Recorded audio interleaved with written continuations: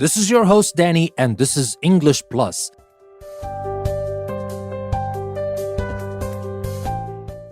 This week, I'm going to read a story from my short story collection, The Antichrist. The story is called The Soul Track. So let's get started.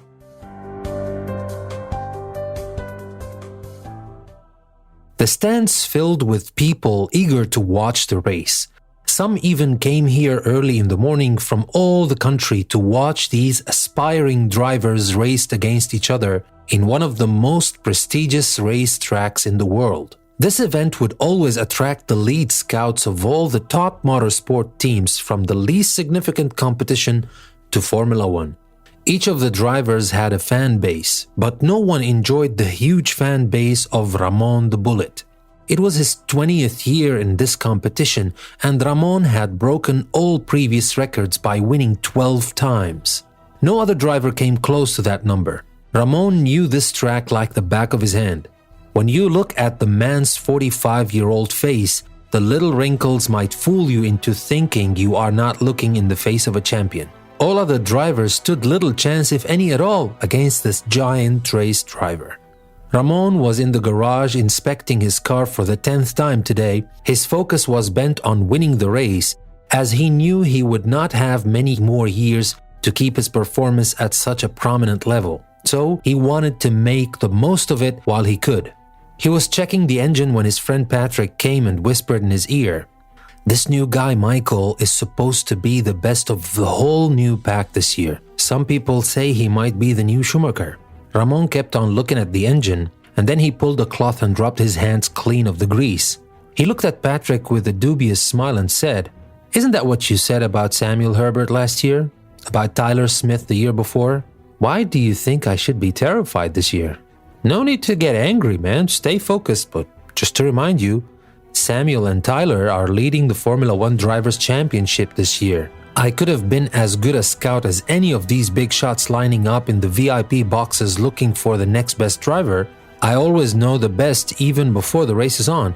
Anyway, how's the car doing?" "She's ready to roll like thunder, as always, my friend."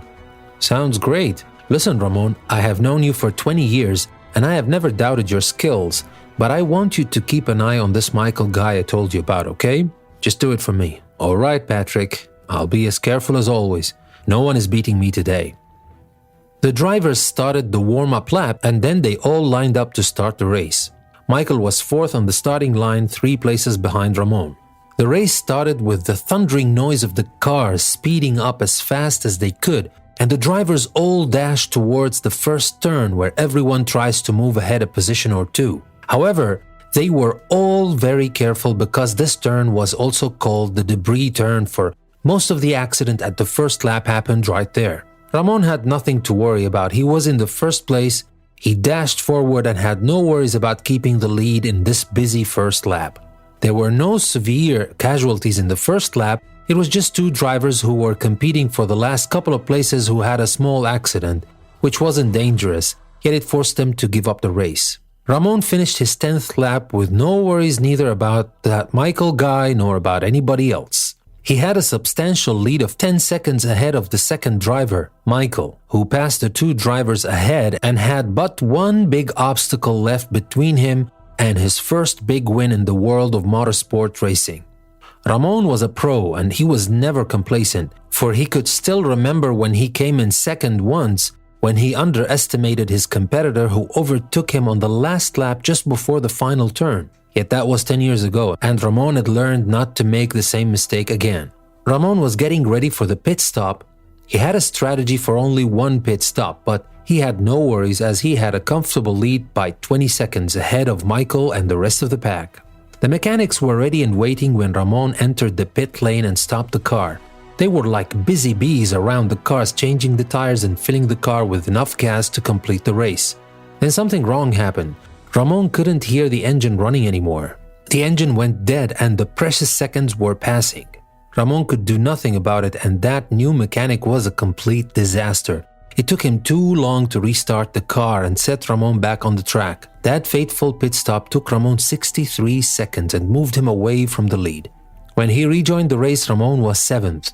After a few laps, when all the drivers in front of him made their pit stops, Ramon was still fourth. And that Michael boy was first now. Ramon was not a quitter, and if he could not prove himself worthy of winning this race on that track, who else could? He drove like an insane maniac, but it was that kind of crazy driving only Ramon could pull off. Any other driver would have gone off the track or caused an accident, but not Ramon. He passed his way all up to the second place with only 5 seconds between him and Michael. But there was a problem. There were only 3 laps left. Ramon used up the last bits of his tires, which were wriggling in the air in front of him like sea waves now. They could explode at any moment, and car handling was becoming a nightmare. Driving the car in those last 3 laps was like trying to ride an angry bull. Ramon closed the gap to 3 seconds with 2 laps to go, 1 second with 1 lap to go, and all his life was bound on this last lap of the race.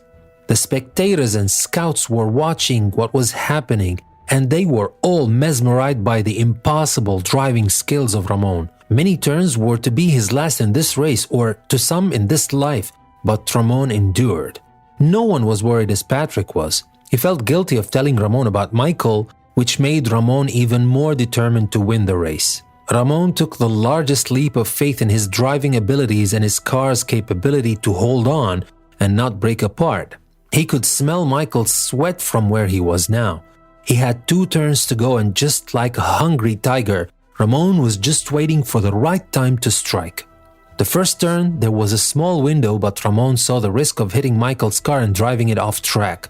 So he halted just long enough to let Michael pass, but he didn't lose a millisecond doing that. There came the final turn and the last chance for Ramon to win the race.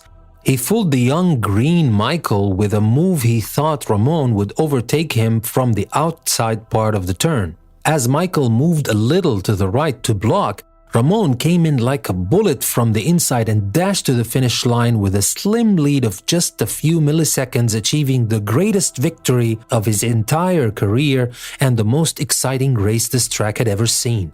The fans crowded in front of the podium as Ramon stepped on to take his 13th trophy, breaking his own record and setting the bar too high for anyone who might try to break this record in the near or the far future. Michael won second place, and another guy called Nigel was in third place.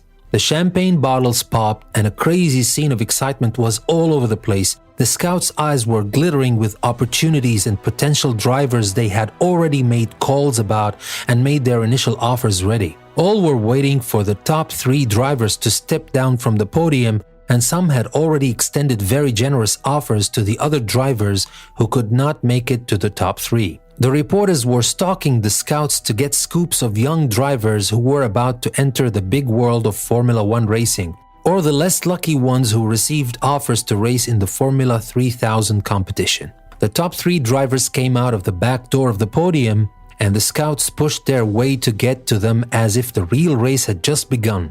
The most notable was Ferrari's team lead scout, who made his way right past Ramon and stopped Michael to give him the deal of his life. Other scouts tried to throw their deals at Michael, and they tried their luck with Nigel, who had shown a lot of potential too. Ramon strolled away from the crowd to his team's garage. Even the few reporters who bothered to ask him a few quick questions couldn't wait to finish and head towards Michael and Nigel. The road was clear and empty now to slip out of the spotlight and back into the garage. The team was waiting for Ramon there with another round of champagne to celebrate the great achievement of their champion.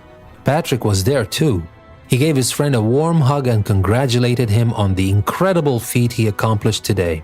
Soon the party was over, and Ramon went out with Patrick for a few more drinks in the bar. I keep wondering where you would be today if you but took the offers dropping on you like rain until 10 years ago. Don't you ever think of that? Patrick said while looking in the eyes of middle-aged Ramon, who was smiling at his typical question Patrick had never given up asking for the past 10 years, for which he would always give the same answer.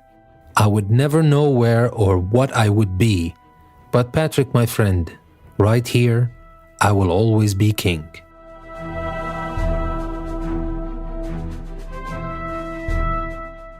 I hope you liked the story I picked for you this week, and I'll meet you again next week with new stories. Thank you very much for listening. I'll see you next time.